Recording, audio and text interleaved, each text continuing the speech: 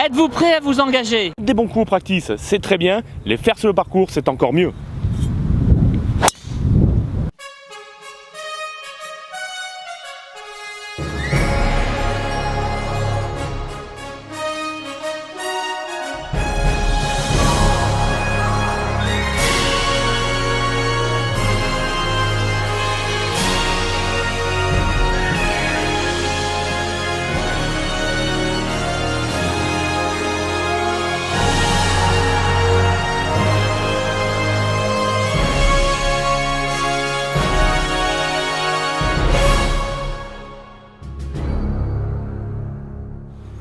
Bonjour à tous, nous sommes dans le Var, au golf de la Sainte-Baume, pour la 14e édition de la série Birdie. J'ai été rejoint par les professionnels Alexis Taille d'Ex-Golf et Thomas Réberger du golf de la Salette. Bonjour messieurs. Bonjour à tous.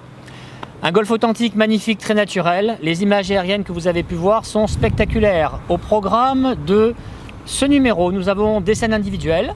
Qu'est-ce que tu nous proposes, Alexis? Je vous propose la préparation gagnante, comme les champions. Thomas. Et nous, on va avoir un drive, draw et balle basse. C'est parfait. Et je crois même que c'est applicable dans le vent. Comme il y a un peu de vent aujourd'hui, eh bien, c'est le but. Ça tombe très bien. Et toi, Michel? Eh bien, je vous parlerai d'un point technique important, on le parlera sur le parcours, c'est cette fameuse extension des bras que vous avez souvent du mal à réaliser. Donc plutôt un sujet technique pour moi aujourd'hui, atelier technique et également de l'engagement. Nous remercions le golf de la Sainte-Baume et à sa tête, Julien Sera, le directeur du club. L'interview a été réalisée avec Julien il y a quelques jours. Vous la verrez tout à l'heure. Et nous remercions le professionnel Aide Pro, François Micoulet, qui a eu la gentillesse de nous donner son accord immédiatement dès qu'on lui a parlé de la série Birdie. Il était très enthousiaste, on l'en remercie. Voilà messieurs, eh bien écoutez, nous partons sur le parcours pour un bon programme. Pour les débutants, pour les joueurs confirmés et puis pour les bons joueurs, on tiendra comme d'habitude plusieurs discours. A tout de suite. Allez, trou numéro 8 de la Sainte-Baume, très joli par 3. Nous allons voir la préparation gagnante pour être performant sur le parcours. Quels sont les ingrédients de la préparation gagnante? Du viser, du regarder et du jouer.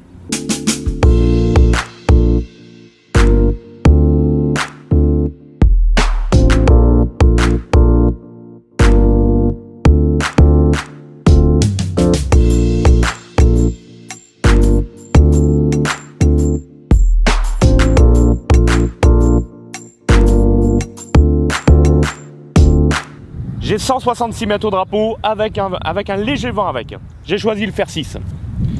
Mes 3 ingrédients sont les suivants. Viser, regarder la cible et jouer. Action. Je choisis un point de repère très proche de la balle, à 1 mètre. C'est beaucoup plus facile de viser ce point de repère à 1 mètre de la balle que mon drapeau qui est à 166 mètres. Face de club sur le repère. Comme vous pouvez le voir à la télé, les professionnels regardent la cible 1 fois, 2 fois ou 3 fois. Ça, c'est le chapitre regarder et jouer. Je vois le coup. Je choisis mon point de repère.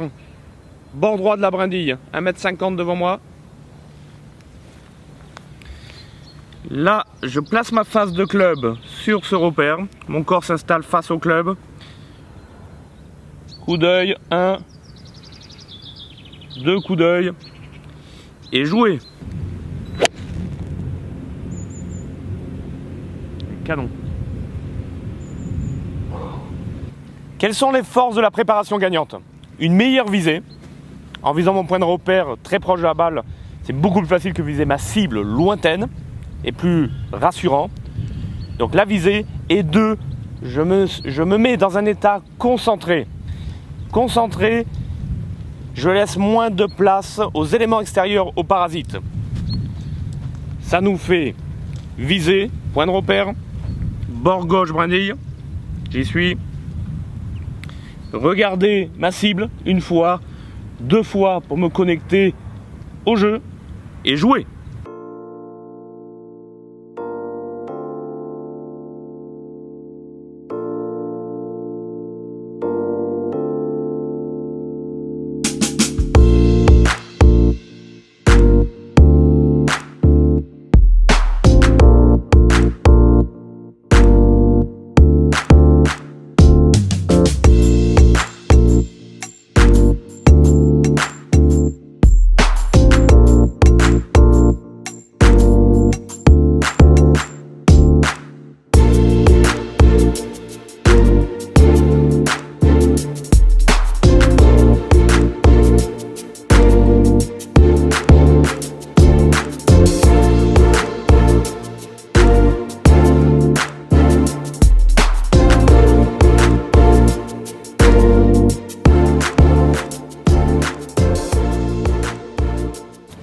voudrais qu'on parle aujourd'hui de l'extension des bras. C'est un problème récurrent et en tout cas, pendant les cours de golf, c'est une de vos plus grandes difficultés.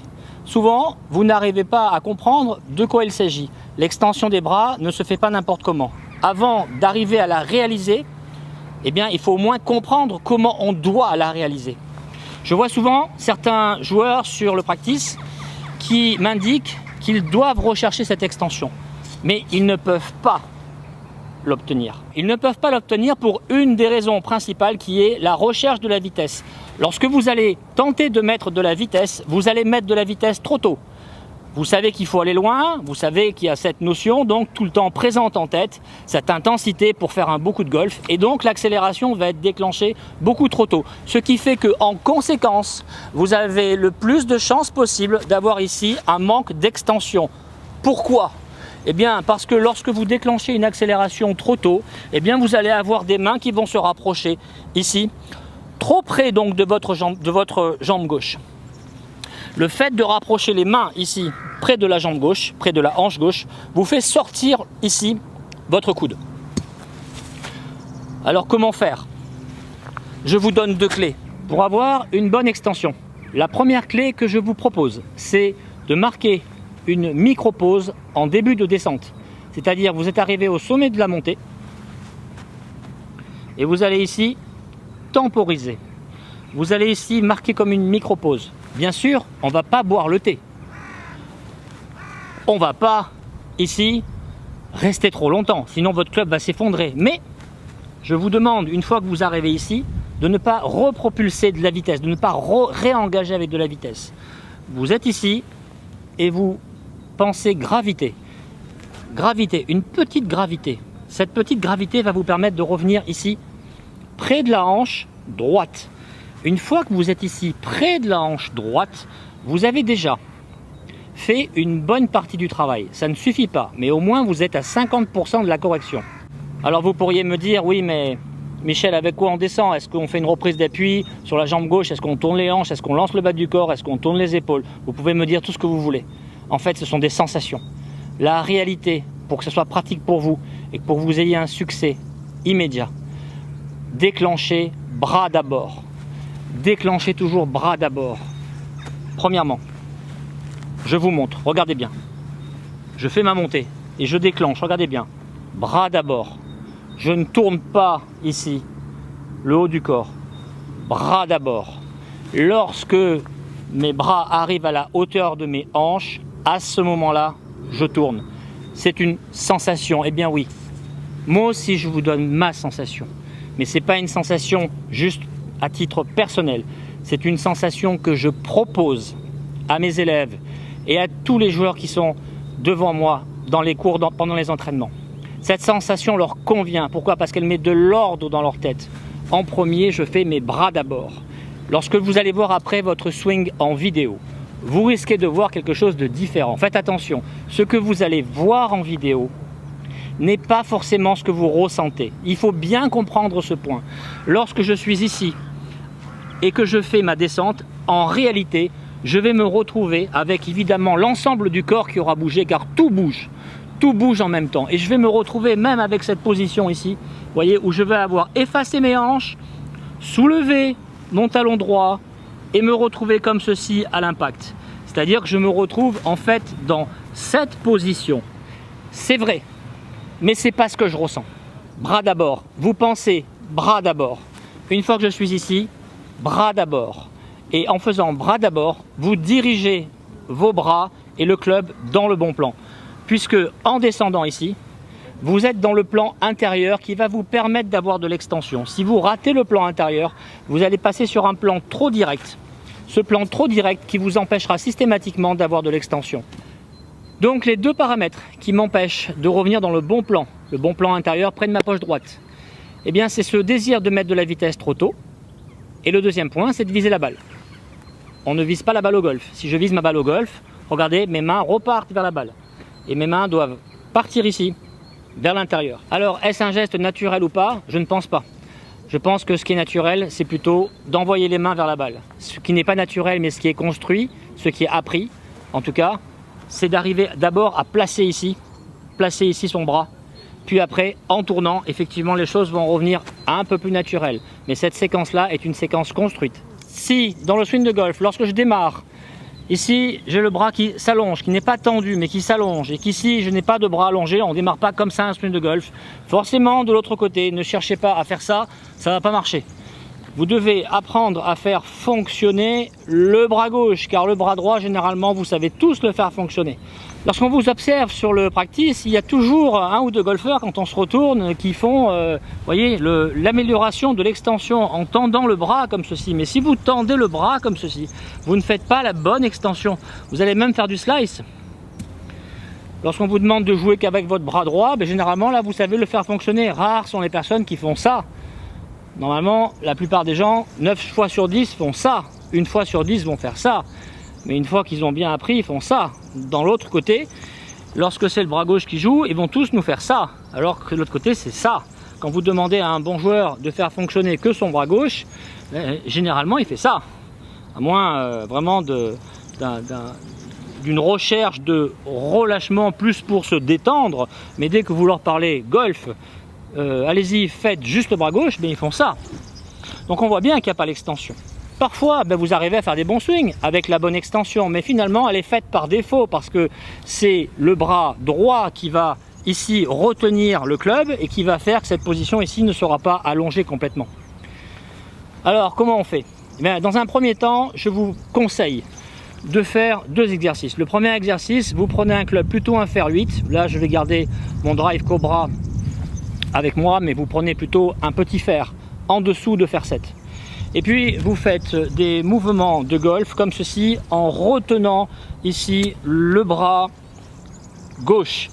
La main vient au-dessus et vous plaquez ici votre bras sur le buste. Attention, ne laissez pas le bras se décoller. Collez ici et vous allez apprendre ici à faire fonctionner déjà l'avant-bras et le poignet. Vous allez créer du relâchement et la tête de club va passer toute seule. Regardez ici. Tout le club passe devant moi. Quand je fais cet exercice, seulement la tête passe. Donc si la tête passe, vous commencez à avoir le bon fonctionnement. Et regardez, si je rajoute le bras gauche, le bras droit, eh bien vous voyez, les deux mains commencent à fonctionner correctement. Est-ce que je suis allongé? Non. Est-ce que je peux plus m'allonger si je suis plus souple? Oui. Je vais un peu plus m'allonger, mais je ne serai jamais tendu, vous voyez. Donc attention à cette fameuse extension, vous devez savoir comment faire fonctionner eh bien, ce bras gauche. Le deuxième exercice que je vous propose, eh bien, c'est d'attraper ici avec votre main, votre avant-bras. Ne faites pas ça, c'est pas par-dessus. Vous devez avoir la paume qui vient attraper en dessous, ici. Une fois que vous avez attrapé en dessous, ici, eh bien, deuxième exercice donc, vous laissez passer une fois de plus la tête de club et là on va s'autoriser ici un peu de décollage, vous voyez. Ici on n'est pas collé. Quand on apprend, on colle. Quand on commence à maîtriser, on décolle. Généralement quand vous voyez à la télé les champions, eh bien vous voyez que dans des full extensions effectivement au drive, on peut avoir une quasi pleine extension.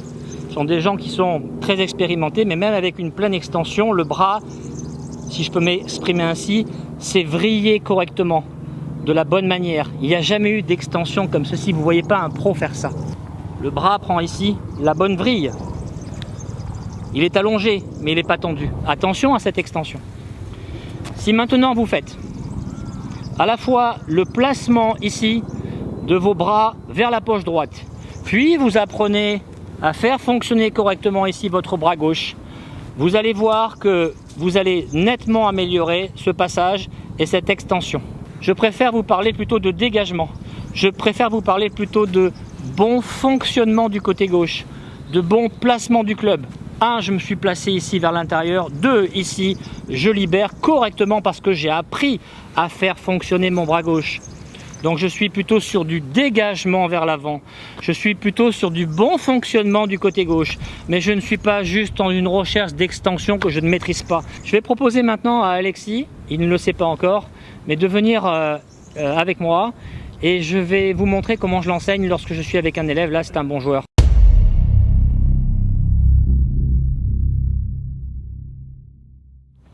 Bonjour, donc là c'est Alexis Taille. Voilà, je vais vous montrer maintenant comment je l'enseigne lorsque je suis en cours de golf. Alors, Alexis, tu es prêt? Oui. S'il te plaît, eh bien, adresse la balle.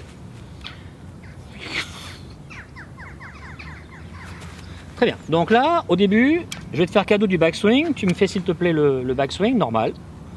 Voilà. Quelle est ta sensation lorsque tu vas redescendre? Personnellement, Oui. laissez tomber le club bras. Stop. Quand Alexis vient de laisser tomber le club, vous avez vu que ses épaules ont déjà tourné. C'est très important de voir que la sensation générale ne correspond pas forcément à la réalité visuelle. Faites très attention à ça. C'est un piège dans lequel tombent les amateurs très souvent. Donc Alexis, regardez bien, je vais mettre ici un club qui est à droite, enfin pas un club, une baguette qui est à droite donc d'Alexis, et donc Alexis va viser la baguette. Donc si vous voulez bien jouer au golf, si vous voulez avoir une bonne traversée, eh bien visez la baguette, ne visez pas la balle.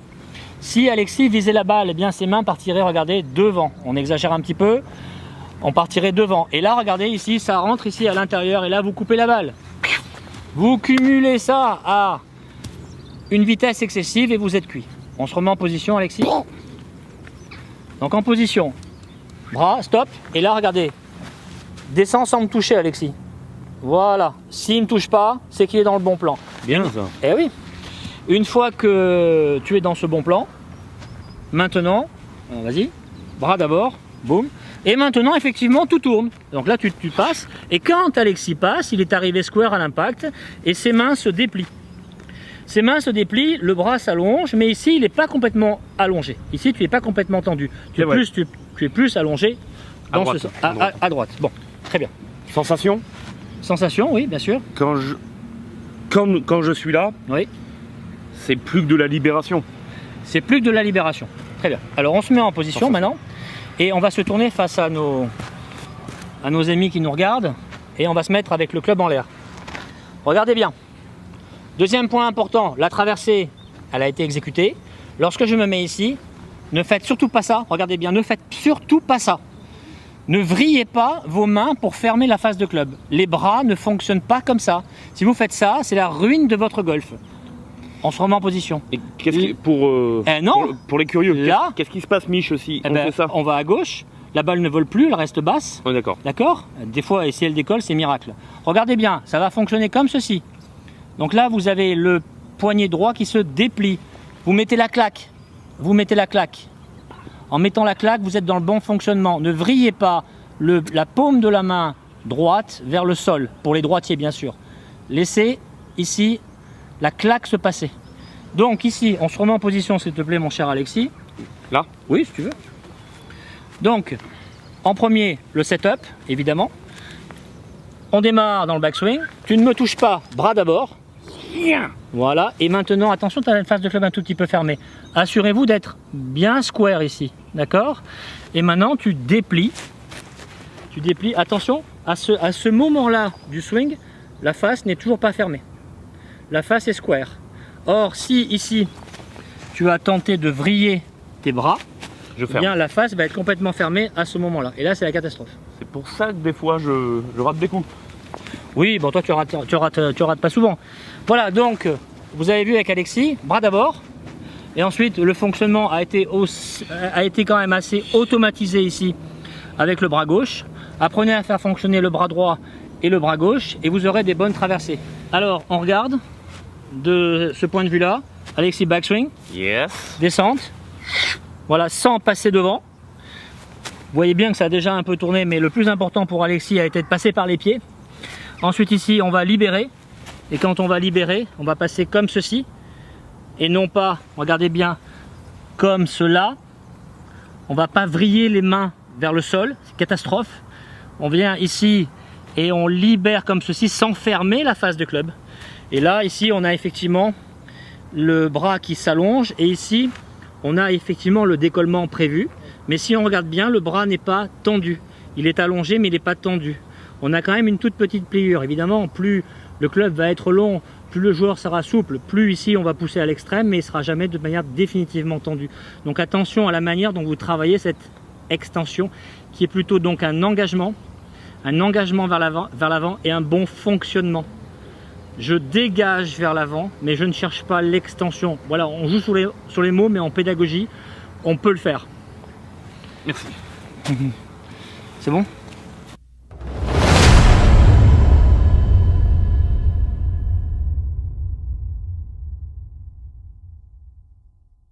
Nous sommes au trou numéro 1 de la Sandbom. Après 2 coups, nous sommes là, à 65 mètres du drapeau, 20 mètres de green.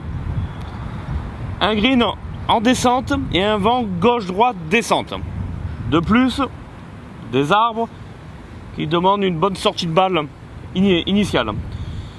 Tous ces paramètres rendent le coup assez difficile. Je choisis mon 52 degrés.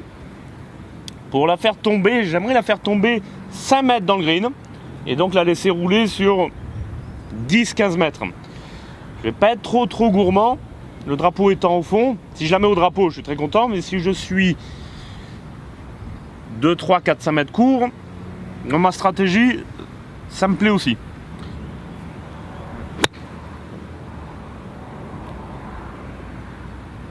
Bravo. Alors. Ok, très bien. Alors pour ce coup, je me sens pas très à l'aise, c'est pas une situation que j'apprécie, je préfère me placer un peu plus loin pour avoir un plein coup de sandwich par exemple. Mais là on est dans cette situation, j'ai les arbres, je peux pas trop faire voler ma balle, surtout en gaucher, là j'ai vraiment l'arbre, les branches de gauche qui me gênent, etc. Donc je choisis de faire une approche roulée. Et là par rapport à la distance, je pense qu'un fer 7 c'est plutôt pas mal. Donc au niveau de la réalisation, le mouvement, ça va être très simple. Je vais avoir un stance plutôt serré. Mon triangle ici, je vais essayer de le maintenir tout le long de la réalisation. Pas d'armement de poignet, c'est risqué. Je ne cherche pas à faire voler la balle, je veux qu'elle roule. Ensuite, vraiment, je vais avoir une notion claire de ma ligne. J'imagine mon point de chute, je vois à peu près où je veux qu'elle rebondisse. Je vois ensuite la trajectoire que ma balle va prendre. C'est pour la raison pour laquelle je vais m'aligner légèrement un peu sur la gauche. On y va, on est OK pour la réalisation? Allez. Let's go. Petit coup d'essai pour avoir la sensation. Je regarde un peu ma cible. J'ai le dosage, on y va. Roule ma poule. Roule chérie. Elle y va. Encore. Ouais, bravo Thomas. Allez, pour ma part, je fais un coup punché. Un coup punché avec un pitch in wedge. Du poids du corps à gauche. Un grip descendu.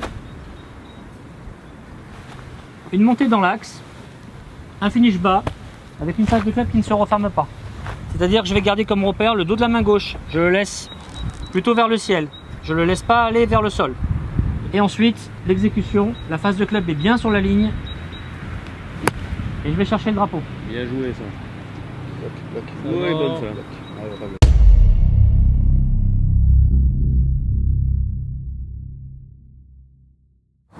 Julien Seurat, bonjour. Bonjour Michel. Merci beaucoup d'accueillir la série Birdie sur ce nouveau magnifique golf de la Sainte-Baume. Bienvenue à toi à Sainte-Baume. Alors ce parcours, où est-ce qu'il est situé en Provence et sur combien de surface est-ce qu'il s'étend? Alors il s'étend sur 45 hectares, il est situé entre Brignoles et Marseille et Aix-en-Provence. On est à peu près à 10 minutes de deux autoroutes, à savoir Saint-Maximin, la Sainte-Baume ou également à Auriol pour pouvoir venir accéder ici. Et donc on est au pied de la Sainte-Baume, puisque la ville s'appelle Nance-les-Pins, mais le golf la Sainte-Baume, dû à la montagne qui est juste à côté du golf. Alors le fonctionnement de la Sainte-Baume, pour déjà ceux qui y jouent régulièrement, est-ce qu'ils peuvent prendre donc des abonnements? Est-ce qu'il y a des formules sympas, accessibles pour le plus grand nombre? Alors, tout à fait, comme tout golf, il y a différents abonnements semaine ou plein temps. Il faut savoir la particularité, donc on fait partie d'une chaîne Open Golf Club. C'est un des premiers golfs qui a été construit en 88 par Robert Berthet pour la chaîne. Et du coup, on a un abonnement 3 golfs, à savoir nos abonnés peuvent jouer aussi bien au golf de la Sainte-Baume, au golf de Marseille-la Salette, qu'au golf de Servanne, qui est près d'Arles. Donc c'est un tarif qui varie pour les semainiers à 1850, qui va en plein temps jusqu'à 2350. Ça leur permet donc de jouer sur 3 golfs avec d'autres avantages de la chaîne, à des 25% ou 50% sur d'autres golfs de la chaîne. Donc c'est voilà, c'est classique. Alors, et celui qui est de passage, qui dit tiens j'ai vu le golf de la Sainte-Baume sur un guide des golfs et puis grâce à la série Birdie, j'aimerais bien venir jouer sur le parcours. Je suis tout seul, je viens jouer. Combien ça coûte un green fee étalon, combien ça coûte? Alors, Greenfee étalon, il y a le prix public et après il y a les prix généralement qui sont pratiqués, ça les golfeurs connaissent bien. Le prix public varie entre 58 € et 76 € quand on est en très très haute saison. D'accord, 58 €. 58 €. Après, il faut savoir que la politique qui a été faite au golfe de la Sainte-Baume a toujours été de privilégier les licenciés de la région, donc les licenciés PACA, où là ils ont une réduction qui va jusqu'à 20% sur ce tarif public. Et après, vous avez toutes nos promotions que vous pouvez retrouver sur notre site ou sur des réservations en ligne, donc du type Book & Golf ou autre, où là vous avez toujours des prix qui sont mis en avant pour pouvoir venir jouer à tarif moindre au golfe de la Sainte-Baume. Une sorte de coup de cœur pour les Greenfee et dont la Sainte-Baume fait partie. Alors j'ai vu ce matin à l'accueil, d'ailleurs je tiens à te dire que j'étais très bien reçu par ton équipe. L'accueil était très chaleureux. C'est un point fort pour un golf. Et puis j'ai beaucoup aimé l'écran sur lequel apparaissent tous les départs avec le nom des joueurs. Je trouvais que c'était vraiment sympa. Ça pouvait permettre aussi à ceux qui n'ont pas spécialement de partenaire d'avoir une visualisation immédiate sur les gens qui arrivent. Est-ce que c'est une touche personnelle ou est-ce que c'est comme ça dans la chaîne? Pour l'instant, ça n'est pas encore dans la totalité de la chaîne. On sert un peu de test pour la chaîne.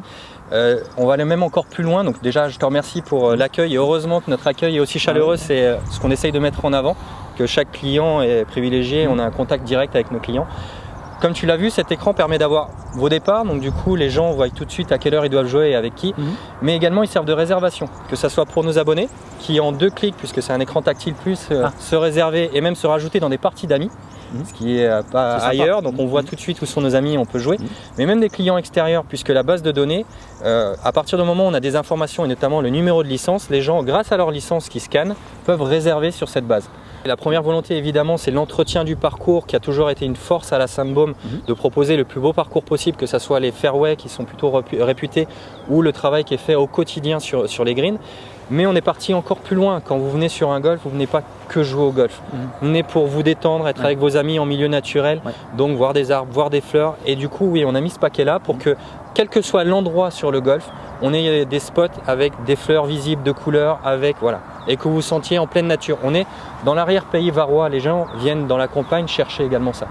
Donc il y a cet aspect sportif, puisque n'importe quel, des débutants comme des experts vont se faire plaisir ici, puisque c'est quand même très large, donc des débutants se font vraiment plaisir. Comme il y a beaucoup de difficultés à différents endroits, donc ceux qui ont un jeu un peu plus léché vont aussi s'amuser.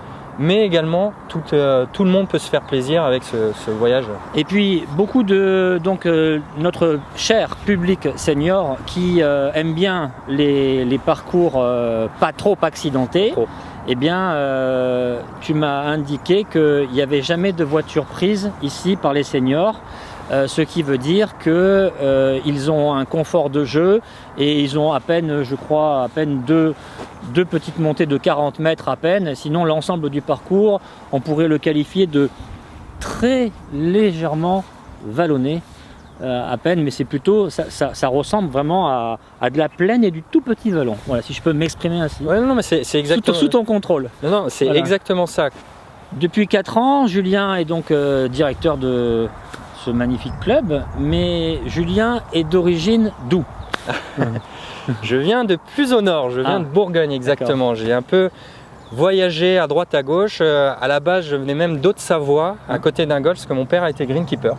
Donc j'ai vécu sur le golf sur le golfe d'Ezri, exactement. Quand je vous dis vécu, c'est on vivait au milieu, donc dans une ferme réaménagée. Donc j'étais à 50 mètres du départ du 1 à 4 ans, donc j'ai pu taper des balles. D'accord. À et cet donc âge-là. Quel index?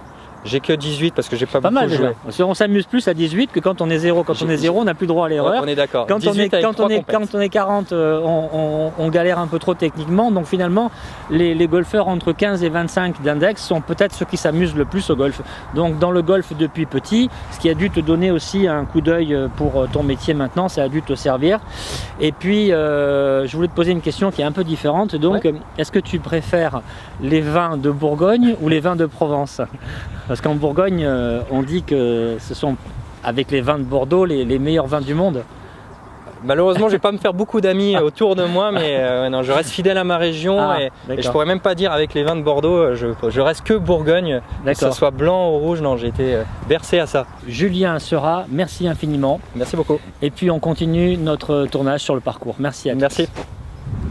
Nous sommes sur le magnifique trou numéro 9 du golfe de la Sainte-Baume. Comme vous le savez certainement, au golf, il faut pouvoir s'adapter aux situations que le parcours nous demande. Pour ça, je dois savoir maîtriser plusieurs trajectoires. Aujourd'hui, nous allons voir le draw en balle basse. Les paramètres et sensations que je mets en place pour bien réaliser ce coup-là. Première chose, on recherche une balle basse. Donc, si je veux une balle basse, première chose au driver, je veux avoir un tee un peu plus bas. Attention, pas trop bas, sinon je ne réussirai plus à réaliser mon draw. Donc un tee un peu plus bas. Deuxième chose, je vais prendre mon grip un peu plus court sur le driver. D'accord, ça va encore m'aider dans mes sensations à garder la balle assez basse. Ensuite, dans les sensations très importantes pour réussir à réaliser ce draw, je vais vraiment avoir l'image d'un intérieur du pied au football ou alors de la passe de rugby enroulée. Très important, quand on fait l'enroulé au football, le pied arrive de l'intérieur. La passe au rugby, pareil, on arrive de l'intérieur. C'est vraiment cette sensation et cette image que je vais mettre en place et qui va me permettre de réaliser vraiment un draw de qualité. C'est l'image que j'utilise. N'oubliez jamais que lorsque vous voulez faire un effet, la visualisation va être très importante. Toujours prenez un moment pour aller derrière votre balle et visualiser vraiment la trajectoire que vous désirez faire. C'est important de donner une bonne image claire et nette au cerveau de ce qu'on en a envie de faire. François Micoulet, bonjour. Bonjour Michel. Merci beaucoup de nous avoir donné ton feu vert pour qu'on puisse réaliser l'émission aujourd'hui, la série Birdie, sur ton magnifique golf de la Sainte-Baume. Ravi de vous accueillir ici, je suis ravi de vous accueillir sur un parcours magnifique et un endroit somptueux avec une belle journée aujourd'hui. Alors tu n'as pas pu participer parce que tu avais énormément de cours aujourd'hui. Voilà. Et, voilà ce petit passage pour te remercier. Alors beaucoup de golf ont fait appel à toi, je le sais, mais tu es toujours resté fidèle à la Sainte-Baume. Alors pourquoi? Qu'est-ce qu'il y a de particulier à la Sainte-Baume? La Sainte-Baume, c'est un golf où Open Golf Club a une grosse protection pour les pros. On est une grande famille en fait, donc et là-dessus c'est extrêmement important de pouvoir avoir ce type de famille. Ça ne marche pas forcément toujours sur tous les golfs. Au niveau des enseignants, donc nous on a une très très bonne ambiance entre la direction et l'enseignement et les enseignants. Donc ça pour moi c'est un vrai plaisir de travailler pour eux et avec eux. C'est une clé qu'à chaque fois sur un golf, que ce soit au niveau de la direction, que ce soit au niveau de l'entretien et des professionnels, les trois postes fondamentaux pour que tout fonctionne correctement et évidemment l'accueil et puis en tout cas nous sur le parcours on a rencontré beaucoup de gens extrêmement agréables. Voilà. En tout cas François Micoulet encore merci beaucoup. Merci Michel, à très bientôt. À très bientôt. Au revoir.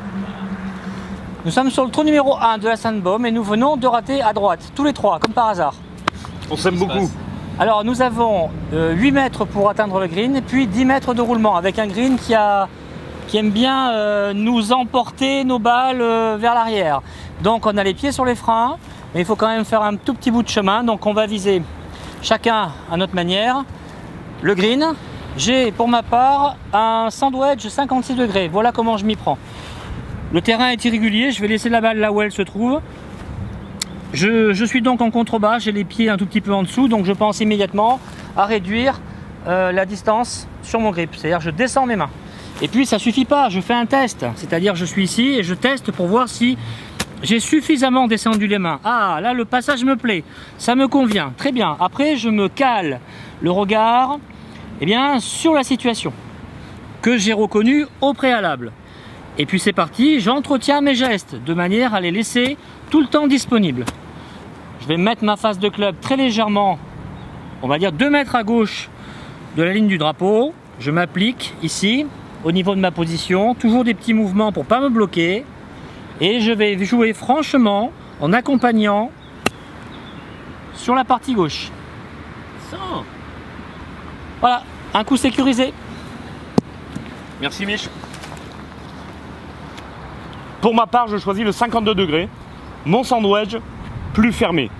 Michel a choisi le 56 degrés, le plus classique. Donc avec mon 52, je peux faire une trajectoire plus basse. Après l'analyse visuelle du terrain, j'ai envie de faire tomber la balle juste au début du green et 50 cm à gauche. J'ai été aidé par François Micoulet, le pro local, qui m'a conseillé sur la pente latérale. Merci François, qui est venu nous faire un coucou. Je visualise mon point de chute, je sens l'intensité. Sur ce coup-là, j'utilise mes bras, une légère rotation du corps et mes mains très légères. J'installe ma phase de club. Je vois mon point de chute. Doucement. Pour cette situation, j'ai choisi un 58 degrés. Donc avec 58 degrés d'ouverture, ça va me permettre d'avoir assez de hauteur pour arrêter la balle rapidement et donc pas dépasser le trou. C'est ce que je recherche sur cette situation. Au niveau des clés de la réalisation, je vais avoir un écartement des pieds plutôt étroit. Ça ne sert à rien d'être trop large, je risque d'avoir un mauvais contact. Les pieds plutôt étroits. Également, ma recherche lorsque je vais réaliser ce coup va être de vraiment travailler avec le corps et d'amener mon corps face à l'objectif. Je ne veux surtout pas rester et partir uniquement avec les bras à l'objectif ou les poignets à l'objectif. Ça serait une grosse erreur. Donc mon objectif, je pars vraiment avec le corps face à mon objectif.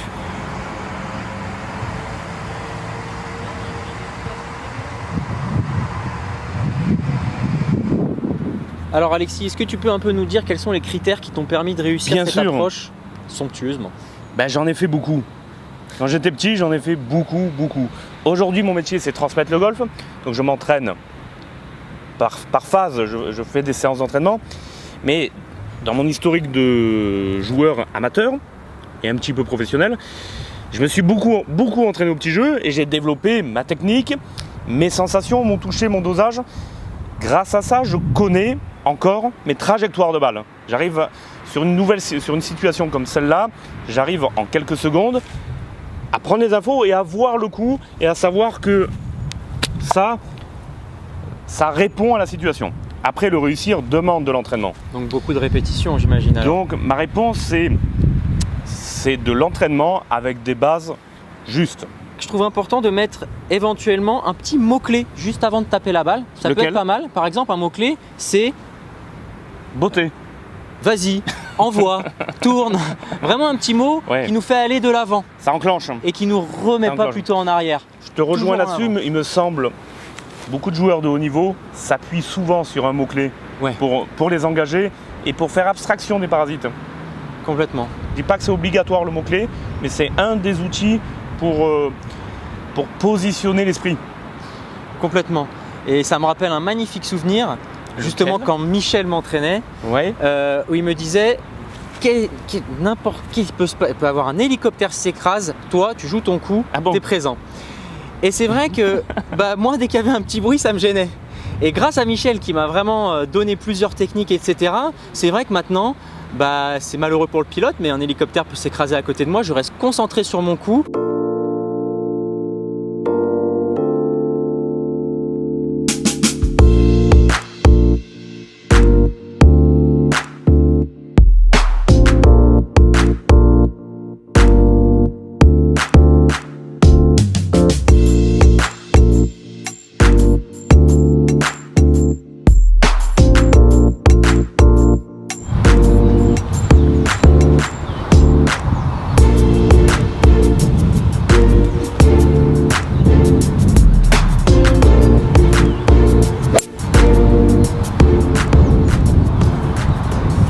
Ça passe sans problème.